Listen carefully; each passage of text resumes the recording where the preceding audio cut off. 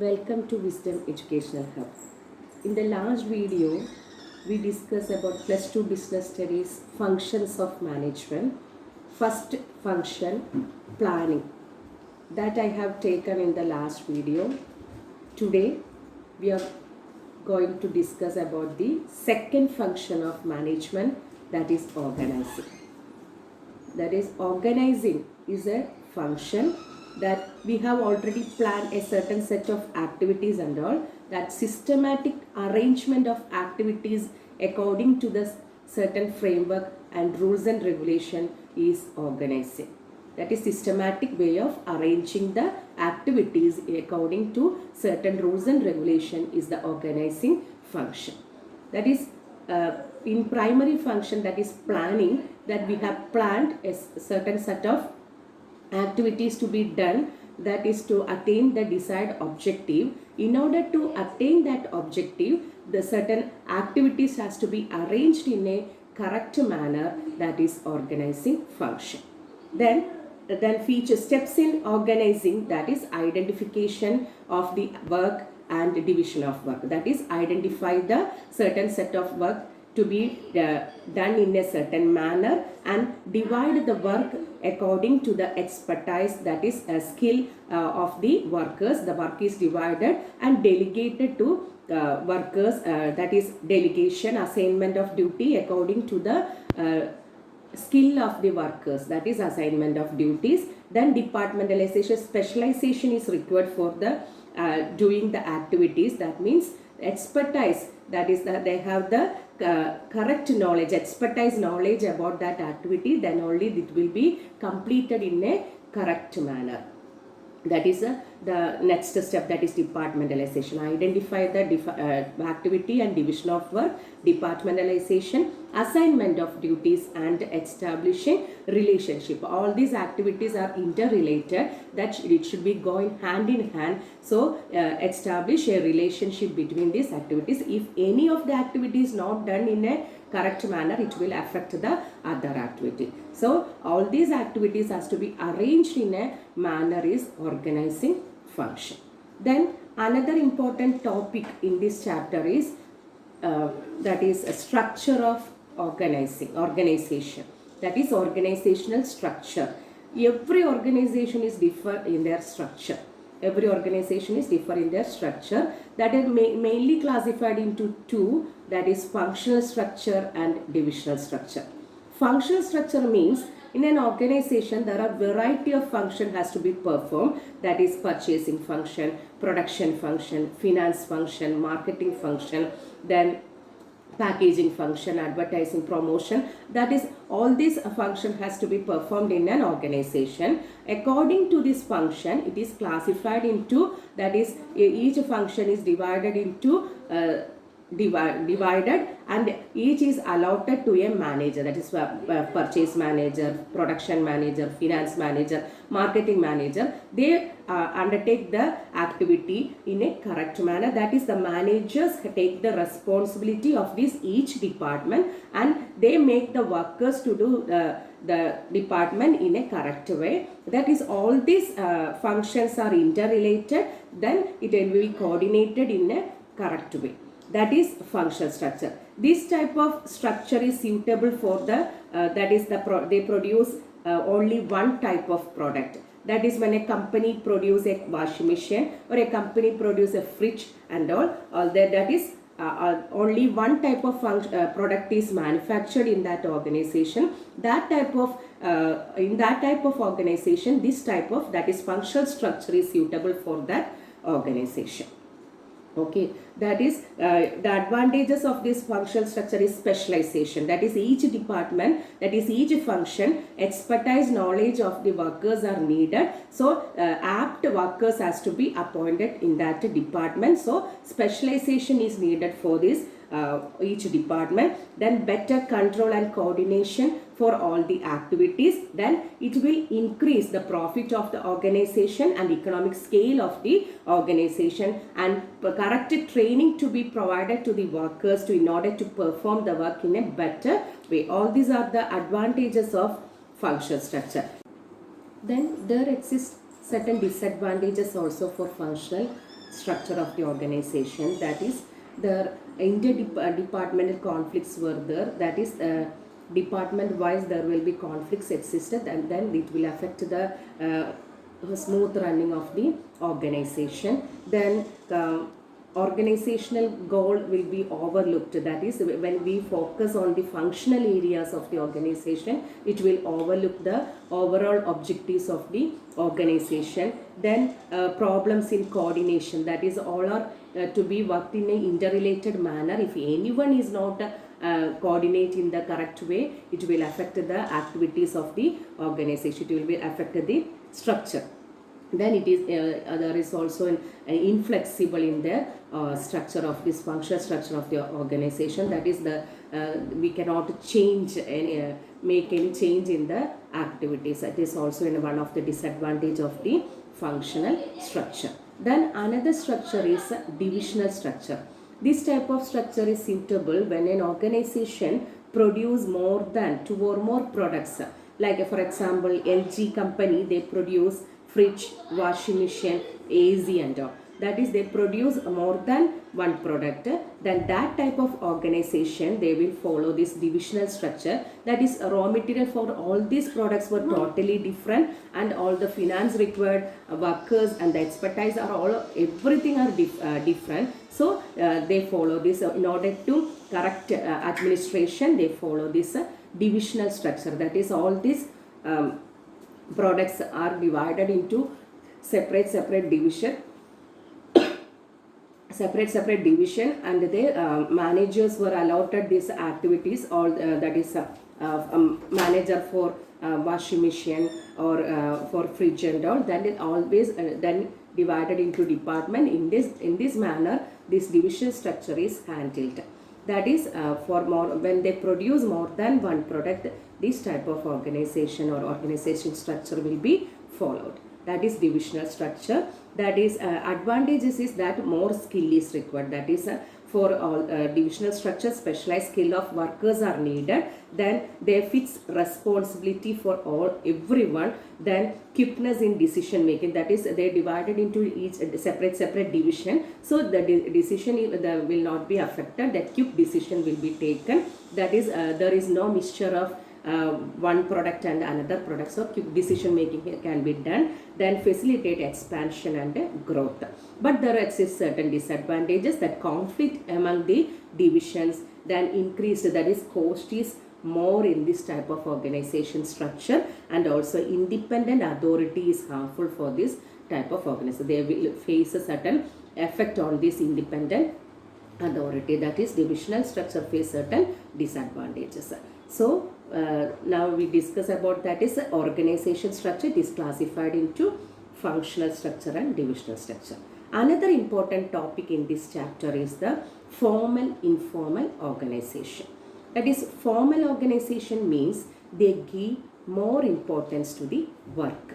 That is, work should be done in a correct manner and correct time. That is, they will focus on work, not to human relation. That is, they always follow certain rules and regulation framework for the completion of the work in an effective manner. So they focus on for the work, and work should be done, and that is, apt workers will be delegated this work and they completed in the correct way. That is formal organization. That is, work is focused more than anything. That is than human relation. Then they are not notice any relationship and all. That is, coordination of work is needed. All are give importance to the completion of the work in an effective way. Then they follow certain rules and regulations for that, and a framework will be developed for the completion of work in an effective way. That is formal organization. All activities are done in a formal way. So in a written way, that is, all these instructions will be provided by the superior to the subordinates. For each department, they provide instructions in a written form, and then from that is an evidence for the order, and according to that order, activities will be taken place. So but the main advantage is that work will be work will be completed in effective manner, but the disadvantage is that it takes more time, that delay, that is always follow that is formal manner, so there exists certain delay in their work. That is, for each department they get instructions in a written form. After that getting instruction, they take started work, and that completion then always take a time to complete, so delay in this. So it is in government office and all, they follow this formal structure, that is takes a delay in their work.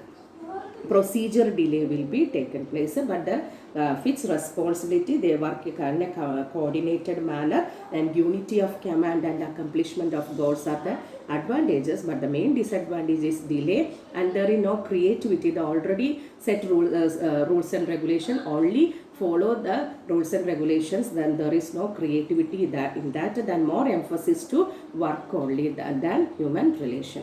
That is formal organization. Then within this formal organization, spontaneously workers are all colleagues in the organization. They form a human relation for their mental satisfaction. We are human beings. We have the only quality to speak.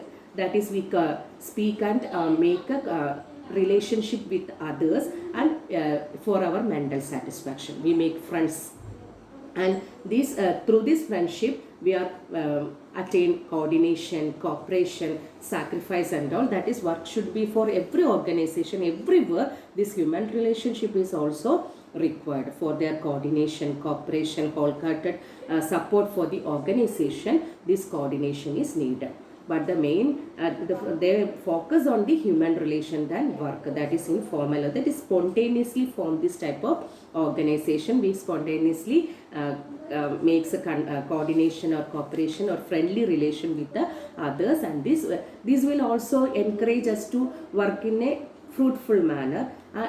That is the advantage, but the main disadvantage is that there arise a lot of loose talk, then gossips, then there is no consistency in their relationship. In any time it will stop due to certain relationship problems and all.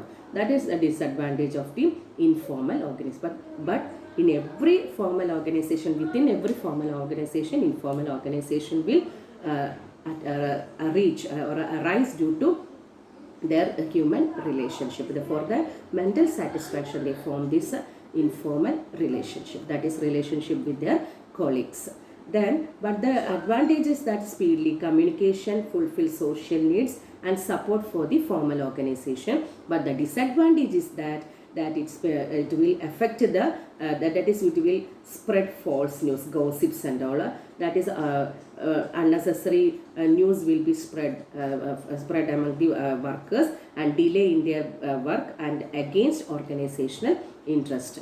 That is formal. It is one of the important topic in this chapter. That is from this